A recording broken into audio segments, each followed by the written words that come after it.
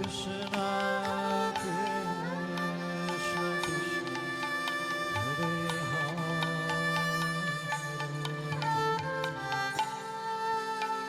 Hare Rama, Hare Rama, Rama Rama, Hare Hare.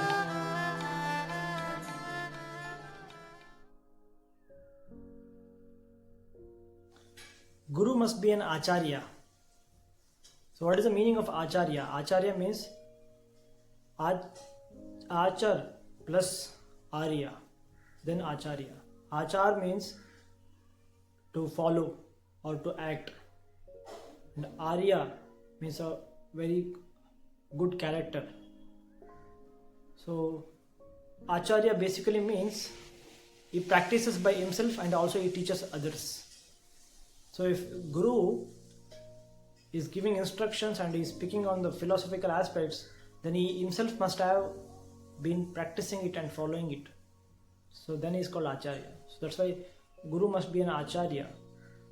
If there is so-called Guru and is giving discourses and instructions, but he himself is not applying in his life or practicing in his life, then he may not be accepted as Guru. And another most important quality of a guru is Brahmanishtam. We saw in the verse, Tasmat Gurum Prapadyeta Jigyasum Shriyam Uttamam Shabde Paricha Nishnatam Brahmani Upashamashrayam. Brahmani Upashamashrayam means Brahma here means Parabrahma. Parabrahma means the Supreme Lord Krishna. Upashamashrayam means he has taken complete shelter at the lotus feet of Krishna. He has surrendered himself completely to the Lord. He has established a strong connection to the God. Like we were seeing the example of Dhruva Maharaj. So when Dhruva was being instructed by Narada, now Narada becomes his guru. But we see in the life of Narada, Narada himself is a strong, he is himself a very great devotee of Lord Krishna. Wherever he goes, he spreads the remembrance of Krishna. He chants Narayana, Narayana. So wherever he goes, he makes people remember Lord. So he is always connected to Lord.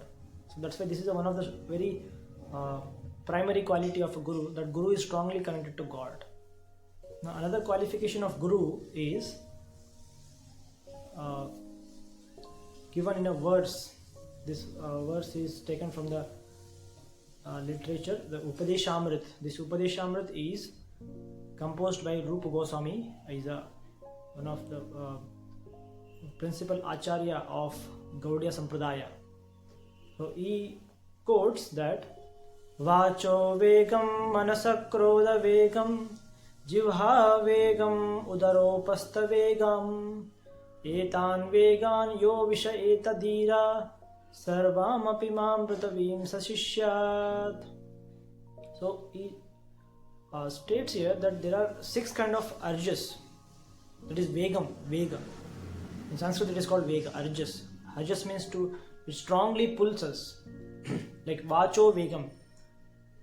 Always we have like an urge to speak something, no? Like we cannot, if somebody asks us to please do Mauna Vrata. Mauna Vrata means keep silence for some like good time, like for 1 hour or 2 hours. It's very difficult, if somebody asks us to do some meditation.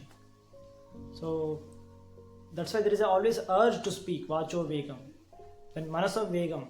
Manasa vegam is urge of mind of plenty of desires, and it has plenty of thoughts. It wants to give the shape to those desires, and it has mind as like one function, that is like and dislike. Always goes towards what it likes, goes away from what it doesn't like. So this is manasa vegam, vacho vegam, manasa krodha vegam. And when we don't actually get what we desire, when our desires are not fulfilled, then we get angry. Krodha vegam. Vacho vegam, manasa krodha vegam, jivha vegam. Jivha means the vega of the tongue.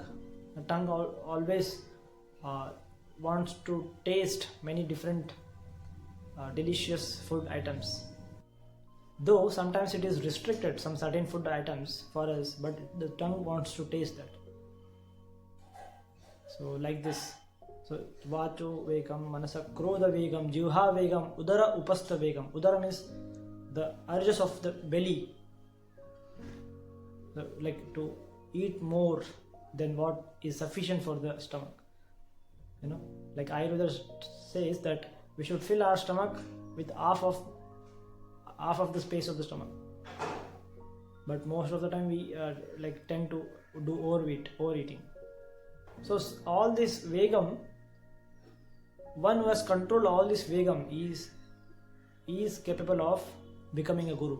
He can make disciples all over the world. That is the meaning. Prithivim sa sishyat.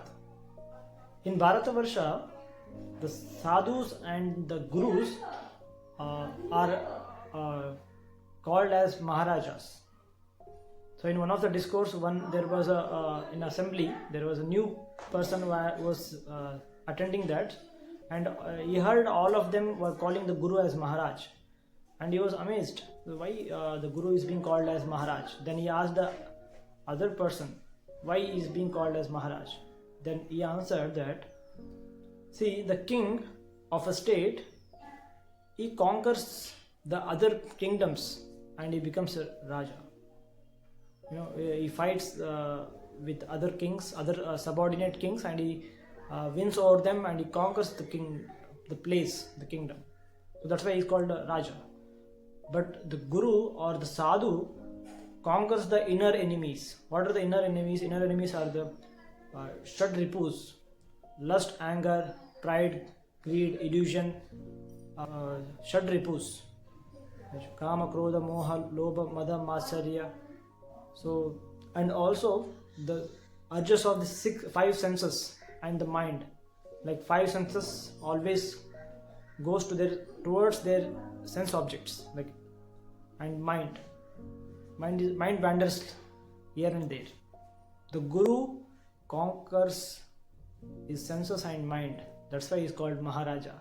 He is greater than even Raja, because Raja just conquers the external objects of the world, but the Sadhu or Guru conquers the internal enemies of his existence. So that's why this is one of the quality of a Guru.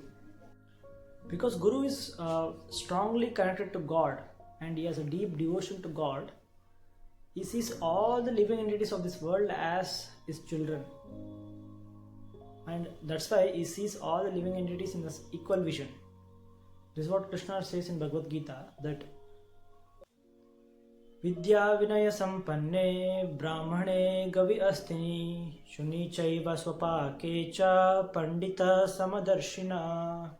It tells Vidya Vinaya Sampanne, a humble sage, by his virtue of true knowledge, he sees Vidya Vinaya Sampanne Brahmane Gavi Astini. Brahmane, he sees the Brahmana, he sees the cow, he sees the elephant. Brahmane Gavi Astini Shuni Chaiva Swapakecha. He sees a dog and he sees a Chandala. Chandala means one who eats the flesh of dog. Shuni Chaiva Swapakecha Pandita Samadarshina. He sees all of them in an equal platform. That's why he is called Pandita. What do you mean by in equal platform? In equal platform means he sees in every of these living entities in the true existential and constitutional form. They are same. They are spirit soul. They are Atma. If you see in the vision of the soul, they are same. But due to external circumstances, due to their karma, they have got different bodies. One soul has received the body of Brahmana, other soul has received the body of dog, other soul has received the body of elephant, other soul has received the body of Chandala. So like this, but actually the soul is the pure soul present in the body, and the pure soul is accompanied by the Paramatma, Atma and Paramatma. So in that vision, he sees all the living entities deserve love, and all the living entities deserve compassion on them.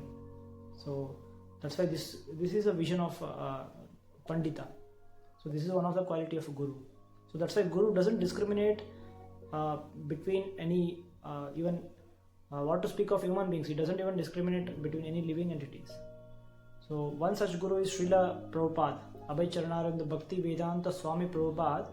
When he went to West, he gave the message of Bhagavadgita undiscriminatedly to all the Western society, and he made them completely transform their life. So this knowledge of Bhagavad Gita is not only for sectarian people, for limited people of a certain society. No, this is for all, because all of us are the children of God. So he taught the message of Bhagavad Gita to the whole world, and he made them surrender to Krishna their whole life. So this is the contribution of Bhaktivedanta Swami Prabhupada. Hare Krishna. Thank you.